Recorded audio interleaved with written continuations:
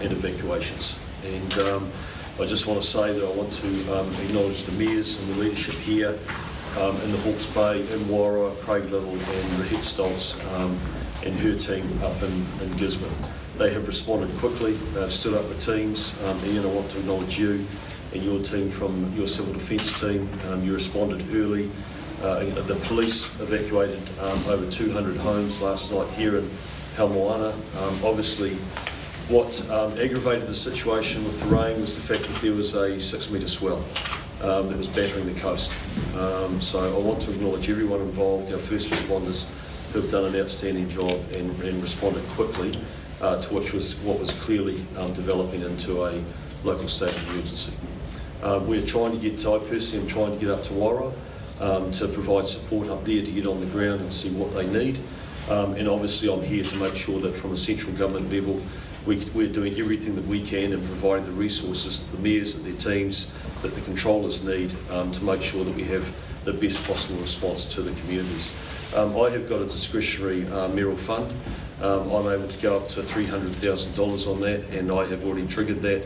So there'll be $100,000 coming to the Hastings Council, $100,000 to Wairoa and Craig Little and his team, and $100,000 to Gisborne, just to give them a bit of money in the initial response, and especially looking after those that have been displaced and having to be evacuated. With that, I'll turn to Her Worship Mayor Sandra, who can maybe add to those comments.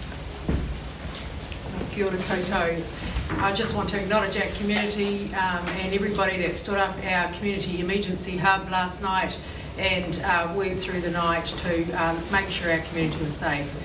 Just the understanding and the support everyone gave each other. We had a practice a couple of months ago.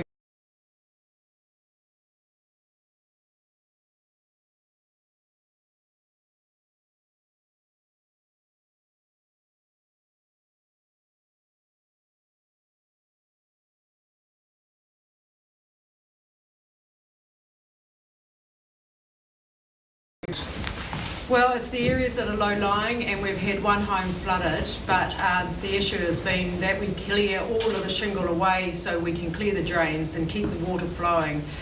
We have had a breach in the crest where the stones comes and the ocean comes over into homes, but the teams are working really hard to fill in those breaches so we can keep everybody safe and dry. And how long will the state of emergency last for?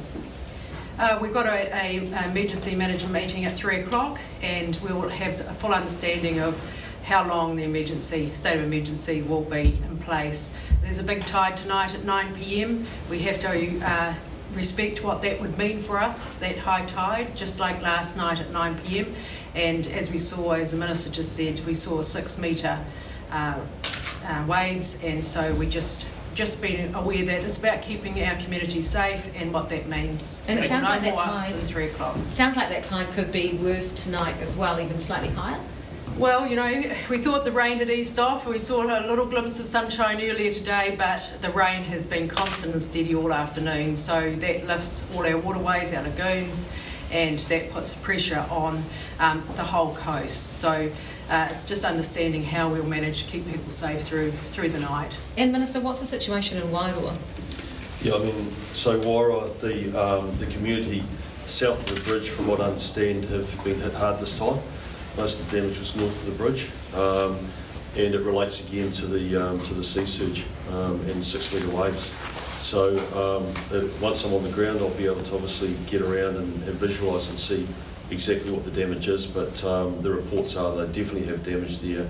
They've got people out of their homes in the Memorial Hall, and you know, it's pretty catastrophic for them. They continue to get hit without a doubt. So getting up there now is my priority. Do you know what the damage is? Is it to bridges, houses, infrastructure? From what I understand, it's flooding. So it is flooding. Relates to the river. Obviously, there's been a lot of water, you know, come down the river, but also it's been exacerbated by the swell and those 6-metre swells that have been hitting right up the coast. The power was turned off in Wairoa, turned back on. Are you expecting it to go off again as the swells increase? Well, I think that the power has been controlled in terms of risk. So, and I would expect that to continue to happen throughout the day. Some residents have attributed flooding in Wairoa to the bar not being lowered or opened earlier. Why couldn't it be opened earlier specifically by the Regional Council? Thank you, and just want to send our condolences to those in Wairoa, particularly the 3 young men who lost their lives while on boat. So we acknowledge the whānau today as well. So in terms of the bar, the last 36 hours, we've had contractors on site trying to open that mouth. It's quite complex. You need to open one, shut the other, because there are 2 pathways that runs. So we have had contractors, they've had to stop being inundated and unsafe. But we know that in the last 3 hours that river has opened at the mouth, and that river flow is receding in the Wairoa River. Are there any injuries at all? I have had there's no reports to me of any injuries. Like I said to you, I think that what happened here is there was an immediate response. They stood up very quickly and responded very quickly, and what that means is you immediately reduce the risk to the community. I mean, the police overnight evacuated over 200 properties here. FENS, all of our first responders were out on the ground quickly, and that goes a long way to mitigating those risks around injuries or worse, a tragedy where you actually lose someone. In terms of slips and road closures, can you tell us anything more about those? All I know at the moment is that I can't get overland to Wairoa. That state highway is closed at the moment. I have heard that there is some slips, but obviously we'll get more information as it becomes available. Have you got any details on the time when that road will reopen? No, I don't. I have no information on that. They're working on it. Obviously, we'll try to get it open as quickly as possible because it is a lifeline to Wairoa. You can still get down to Wairoa from Gisborne, but we want to get that road open as quickly as possible. What about the number of houses in Wairoa? Do you have any information about that? How many? No, I don't have any information in terms of how many houses have been impacted, but I just saw some images of some homes up there that without a doubt are underwater, but I'll get a much clearer idea of that when I get on the ground in Wairoa and can get a briefing from the Mayor and our CDM team up there. In terms of the quickness of the response this time around, is the quickness of this response due to the failings from Cyclone Gabrielle? Does it appear that Civil Defence has learnt? No, I think it's definitely lessons learned. I just want to be very clear that the people that responded to Cyclone Gabrielle here were very, very good. They were let down by the process, and that was highlighted in Sajiri Mataparai's report to me. But the one thing that we've all learned is that it's better to get going early. And without a doubt, the Mayor, her team, and Ian, everyone has stood up early, and it makes a difference in the response. And I think that the feedback that we're getting from the community is that they feel safer and they feel secure, knowing that response is early. And in terms of the infrastructure, are you worried? I mean, this region and Gisborne has a lot of fragile roads out there, not just the main highways, but a lot of the rural access as well. Yeah, so there's a lot of work being done right now to sort of assess that and see just how much damage there is to the roading network. And events like these are particularly triggering for members of the community in the wake of Cyclone Gabrielle. Listen, we have to recognise that, and a lot of the work that's going on is to make sure that we get the welfare support that's required, especially in Wairoa, because they keep getting isolated when these things happen. But I know that I flew on a flight this morning from Wellington, and there was people on the flight that are locals here, and the anxiety levels start increasing immediately when you start to get situations like that, and it's only natural when you think about what's occurred. And so what are you doing to reassure people? Well, I think that the best reassurance I'd give you is that you've got an outstanding civil defence team, first responders and people in the community that have responded very quickly to make sure that the community is looked after and protected. And the other point that I make is that we're working very hard to make sure that there's welfare teams and there's support given to the communities that are affected. You visited Wairoa early after the election, after they were calling out for more money. Residents there have told our One News team that there has been a lot of talk and not a lot of action as nothing has changed. What's your response to that? No, I don't agree with that. I think that Hawke's Bay, Tairāwhiti, Auckland, Masterton, Tauranga, The councils that have been impacted and affected, whether it be flooding events or Cyclone Gabriel, are actually moving quickly with the recovery. Of course, there's been a significant amount of government support that has been put into Wairoa, but I acknowledge the fact they have been hit hard, and the reason why I'm trying to get up there as quickly as I can so I can understand from a central government perspective what we need to do to help them right now with the response. But I'm also the recovery minister. I want to have a very clear idea in terms of what we need to do to help with the recovery as well. It's been a tough 24 hours for the region. What have you been hearing from community members as to how they're feeling? Well, I think coming back to the point that was made, there's a vulnerability there and there's an anxiety that's only natural when you continue to be hit with the weather events like these communities have. But there's also an incredible resilience as well. Sadly, I visited the Emergency Operations Centre here in Hawke's Bay. The dedicated people that stand up and know what to do, sadly, because they've had a fair bit of experience now with having to deal with things like Cyclone Gabriel. But I've just been hugely impressed by how quick the response has been and how good the work has been in the community from our first responders right through to our civil defence people and controllers. Regarding early notice, the alarm on phones went out at 6:15 a.m. this morning, but people were getting their doors knocked on at 3 a.m. in Homoana. Why couldn't the alarm go out earlier, the general alarm? So that's an operational question. I don't have the answer for you right now. I mean, obviously, from a central point of view, we have the ability to be able to send those alerts out. There is a process that you go through to do that. But I just want to recognise what you've highlighted, and that's the fact that the local response was very, very fast in terms of knocking on doors and getting people to safety. And in regards to the fishermen, what have you heard about the rescue operation off the coast? Yeah, well, that is an awful tragedy, without a doubt. And not only does it affect the people of Gisborne, it affects the people of Wairoa as well. And talking with the Mayor this morning, he highlighted that all three of these men were characters. They're well known in their community, and it's just a complete tragedy.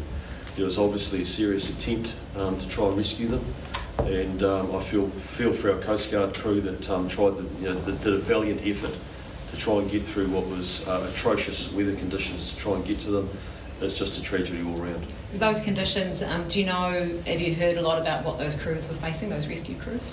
Well, I mean, obviously they are well trained, they're professionals, they know how to operate in difficult environments, but I think you can see what we're dealing with here is a massive 6 metre swell, and obviously treacherous conditions, and those are that would have been a very, very tough decision. But at the end of the day, you don't want to have a double tragedy, but of course it's going to be hitting the communities very, very hard.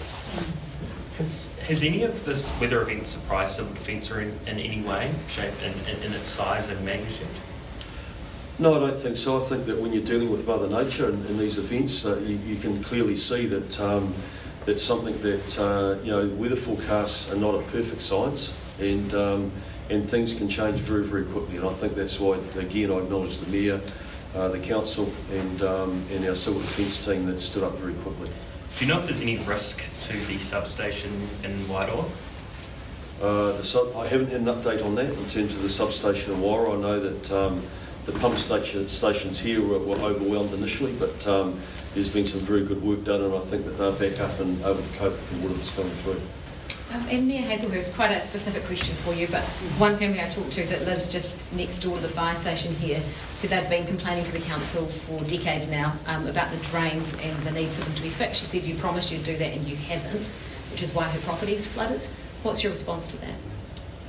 Well, there's a real vulnerability with our stormwater in Homoana, and we've had submissions to our long-term plan, and our council has to consider, that along with everything else at the moment, and it's all pretty overwhelming, the vulnerability of our transport network, our waters, our local waters, and so, this is part of our process of, where the priorities lie, and there's an awful lot to do at the moment. Seeing as her property is flooded again, will you be looking into this problem after this event? Absolutely. In fact, in our long-term plan, there are two parts, Homoana and Tairāwhiti, that we are going to be considering, how we move forward keep the community safe and protect them.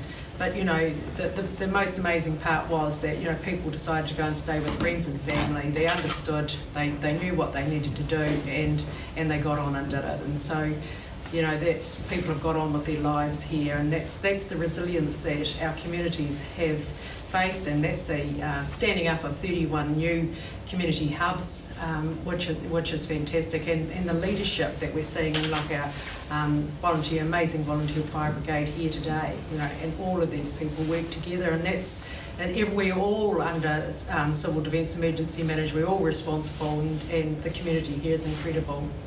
Are you expecting any more evacuations over the coming hours? No. So we still have the state of emergency in place, and as I said, the team will be working at 3 o'clock to understand all the technical, whether we leave the state of emergency in place or it gets lifted. But everybody's quite concerned about the high tide tonight at 9 p.m. and when that should be lifted. So those considerations will be made after this big meeting with all the agencies at 3 p.m. Yeah, just around that as well, what's your message to the community over the next 12 to sort of 24 hours, particularly around that high tide tonight?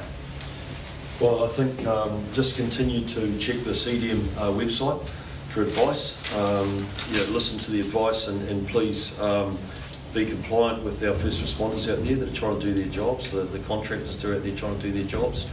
And I just want to reinforce the message that the Mayor gave around, in terms of us as a country responding to these things, everyone has got a responsibility. And you know, there's a lot of things that people can do to get themselves educated and prepared, and know what to do, and to take the correct actions when we're hit with these weather events. That's something in terms of resilience for us as a country. We know we're going to continue to be hit with these weather events. A big part of the work that we want to do from central government is around education, so that everyone can be best prepared. Personally, they can take some responsibility and be prepared to know what to do as well. Speaking of education, over 20 schools have been shut today, and more than 20 kura as well. Yep. Is there any likelihood of those schools opening tomorrow, or is that just assessed hour by hour? Again, there is an ongoing assessment being done in terms of, we currently have 3 local states of emergency in place. All of them will have their own different issues that they have to take into account and deal with. But of course, if the schools are shut, it's purely for the safety of the pupils, and they'll be reopened as quickly as we can. Minister, if you can't get to Wairoa tonight, what's your message to residents watching tonight as to how you're supporting them? I just say that, look, although physically we can't be there, they are in the forefronts of our mind. We want to know what we can do to continue to support the current response, and certainly we'll throw everything that we can at from central government, and we're doing that. And of course, I will get up there. If I can't get up there tonight, I will make sure that I get up there so that I can have a clear understanding of what we need to do around supporting them with recovery as well. All right, I think that's us. Yeah, thanks very much everyone for coming out. Thank you. Really appreciate it. Thank you.